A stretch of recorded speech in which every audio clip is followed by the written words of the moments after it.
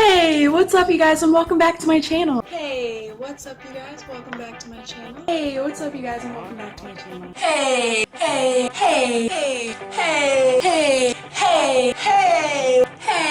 what's up you guys and welcome back to my channel.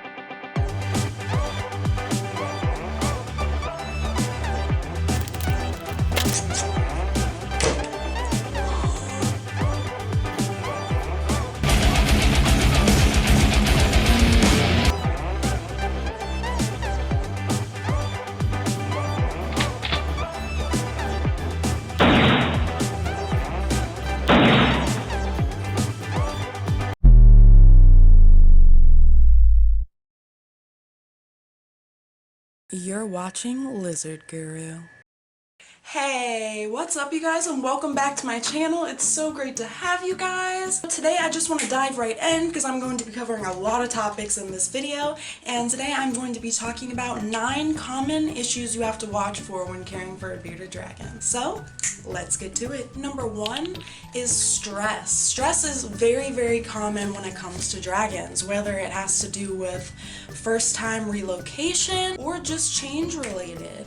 If you make a change in the tank, whether it's just taking a rock out or changing where the basking spot is, dragons tend to lose their appetite when this happens simply because it stresses them out, so they're not going to want to eat. So a few things that can help this are, if you don't already have one in there, adding a hut for your bearded dragon to get away and just hide out and relax. That's one thing. Also, feeding them by hand, giving them treats and stuff like that. Usually that helps them become comfortable again, and you end up bonding this way too. Number 2 is impaction, and if you don't know what impaction is, this is caused by prey that is too large or something that was too large and they didn't chew it properly, and it ends up not being able to digest through their digestive system quite so easily. Or it can be caused by substrate, whether it is paper or loose substrate such as sand, bark, and stuff like that, because they can accidentally eat this and it will slowly build up in their digestive system over time. So cures for both of these: if it is food impaction, these are more easily passed because you can do this easily through massages on the stomach and then giving them warm baths.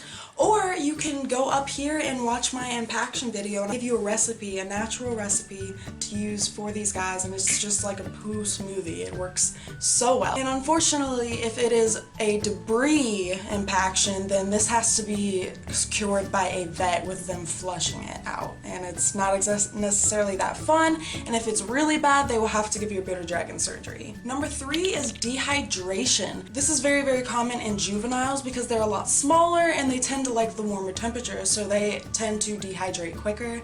But main signs of a dehydrated dragon are that their eyes are starting to sink in.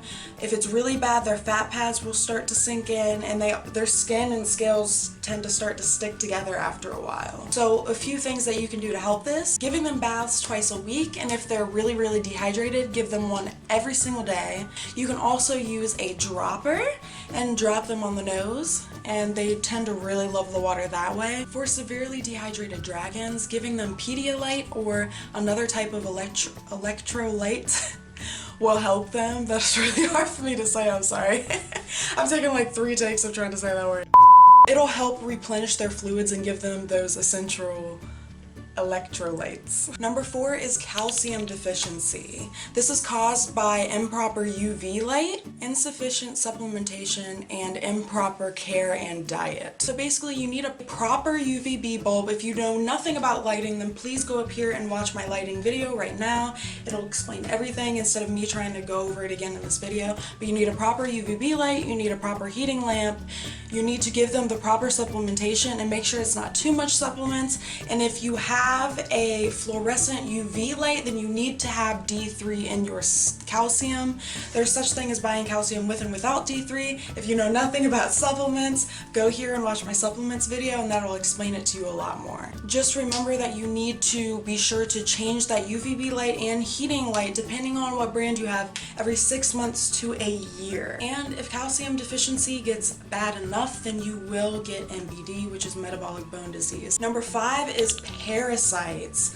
Parasites are really common in dragons, especially dragons that are with new time owners, because they're not sure about the care. So the 2 most common worms that you can get are pinworms and coccidia, worms. I'm not sure if that's how you pronounce it, but this is how it's spelled right here. These are caused by unsanitary feeders, enclosures, or foods in general. These worms tend to overcome the digestive system and make the stool really, really loose and smelly. So if they have a foul smell that you're not used to smelling from your dragons and the poo is loose, I would go in and get a fecal sample right away and make sure you get them dewormed. Worms tend to also cause them to be super lethargic and have a loss in appetite, so these are other things you need to watch for. These are of course cured by 2 different types of medication, and there are other types of worms out there, so that's also cured by different medications. So as long as you get a fecal sample, you'll be able to tell which type of worms you have. But these can be prevented by clean surroundings, making sure you're bathing them and cleaning their substrate, their tank accessories with disinfectant spray, giving them fecal exams, or you can just deworm them yearly. Number 6 is MBD, metabolic bone disease. This is caused by calcium deficiency, which we went over earlier, improper diet, or improper care in general, like lighting and environment. These dragons, if it gets bad enough, they can lose the ability to move completely, and they tend to look really deformed.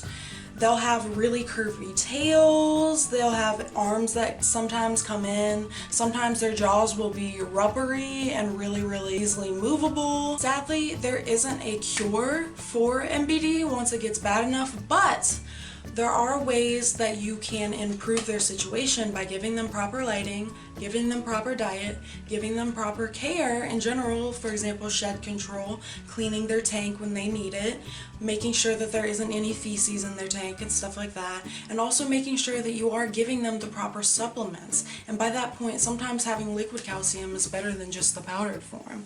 So I would look into all of those. Number 7 are mites. I don't like mites. This is actually something that I had to deal with when I got baby No Name, because I was told by his previous owner that he had had mites. They are external parasites that look like tiny little black dots that hide under and in between your dragon's scales and live off of their blood.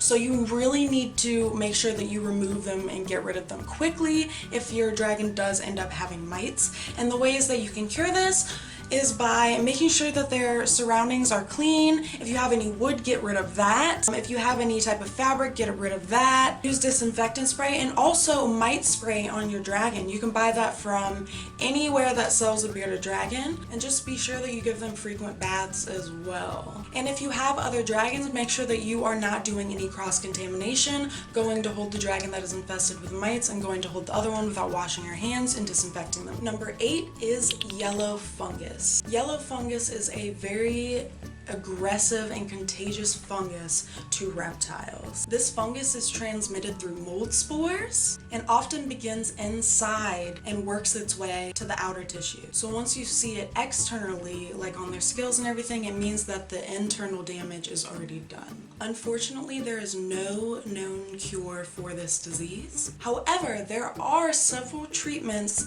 and medicines that you can give to your dragon that will help them live longer and not deteriorate quite as quickly. This fungal infection can be caused by unsanitary conditions, having way too many lizards in one tank. One ends up getting the infection and then passes it on to the other, a bite from an infected dragon, and actually antibiotics from previous medication. The antibiotics kill all of the good bacteria in the digestive tract, allowing yeast and fungus to grow, in turn causing an infection. Sadly, after being diagnosed with yellow fungus, dragons usually only live for about 18 months after that diagnosis.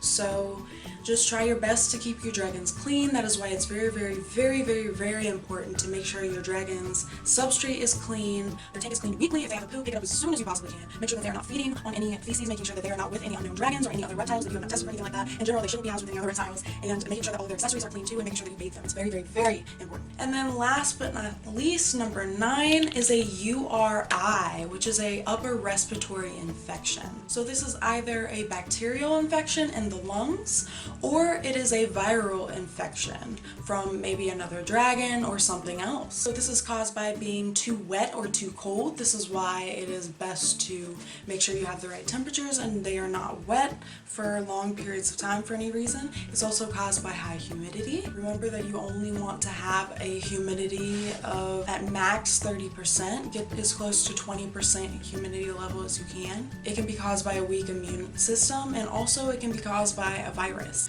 A few symptoms to watch out for are mucus around the nose or mouth. If you're seeing any mucus, that is a sign that they are not okay.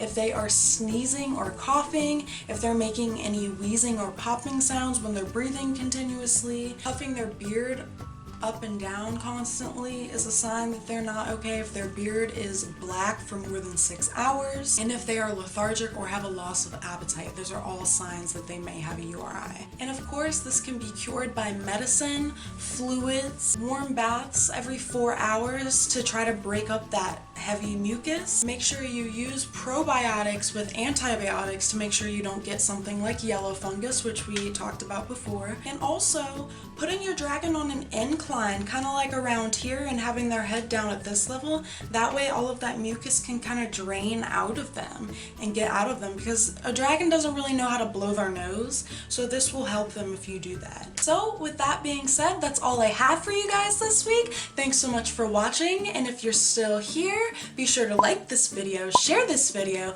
subscribe if you haven't already. Subscribe. And also be sure to follow all of my social media accounts. I have a Facebook, a Twitter, an Instagram, a Snapchat, and I have a Facebook group. And if you haven't checked it out already, I have a second channel, and on this channel I do really funny animations, sometimes inappropriate animation, and other types of random entertainment. So here's the name, be sure to check it out, and as always, from my family to yours, I hope you guys have a wonderful, wonderful week. Mwah!